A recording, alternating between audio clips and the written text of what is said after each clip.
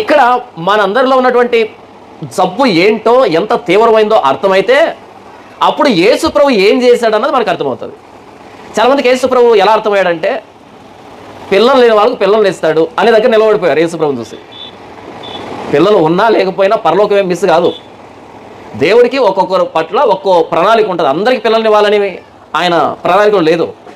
పిల్లలు ఇచ్చినా ఆయన ప్రణాళికే, పిల్లలు ఇవ్వకపోయినా ఆయన ప్రణాళికే. యేసు ప్రభు నమ్ముకుంటే పెళ్ళిళ్ళు అవుతాయి అనుకున్నారు చాలామంది. పెళ్ళి అయినా పెళ్ళి కాకపోయినా ఉద్యోగం వస్తుంది యేసు ప్రభు నమ్ముకుంటే. చిన్నగా అనుకున్నారు యేసు ప్రభుని. ఏది మన ప్రతిరోజు దైనందిన జీవితంలో వచ్చే సమస్యల నుంచి విడిపిస్తాడనేటట్టుగా అక్కడ కట్టేశారు ఆయన అంతే.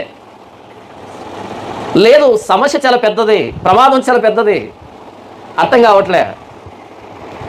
కాబట్టి మన సమస్య ఏంటి అనే దాన్ని అపోస్తలుడైన పౌలు ఆవిష్కరిస్తున్నాడు. సమస్య ఏంటి తెలిస్తే దానికి పరిష్కారం ఎంత పెద్దది. నిజంగా యేసు ప్రభుని యేసు ప్రభు లాగా అర్థం చేసుకుంటే, ఆయన ఎవరో ఆయన్ను ఆయనగా అర్థం చేసుకుంటే, భోజనం లేకపోయినా, పానం లేకపోయినా, వస్త్రం లేకపోయినా, ఎలాంటి పరిస్థితుల్లో ఉన్నా సరే ఆయన వదిలిపెట్టలేము. అందుకే అపోస్తలుడైన పౌలు అంటాడు, క్రీస్తు ప్రేమ నుండి మమ్ములను ఎడబాపునది ఏది అని అడుగుతాడు. ఏంటంట?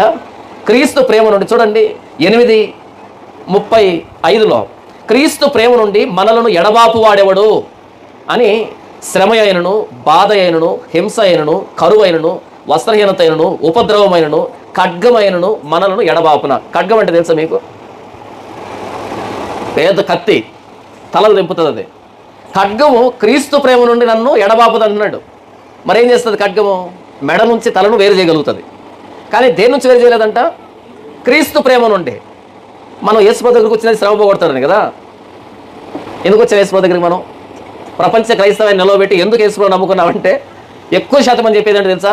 శ్రమ నుంచి విడిపిస్తాడు. లిస్టు చూడండి అక్కడ, శ్రమ అయినను, శ్రమ నన్ను క్రీస్తు ప్రేమ నుంచి ఎడబాపదని ఆయన అంటే శ్రమ తీసేస్తాడని యేసుప్రభు నమ్ముకున్నటువంటి గొప్పలు మనం. తర్వాత బాధ అయినను, బాధలు పోతాయి కదా యేసుప్రభు దగ్గరికి వచ్చాం. యేసుప్రభు నమ్ముకుంటే బాధ వస్తుందని తెలిస్తే,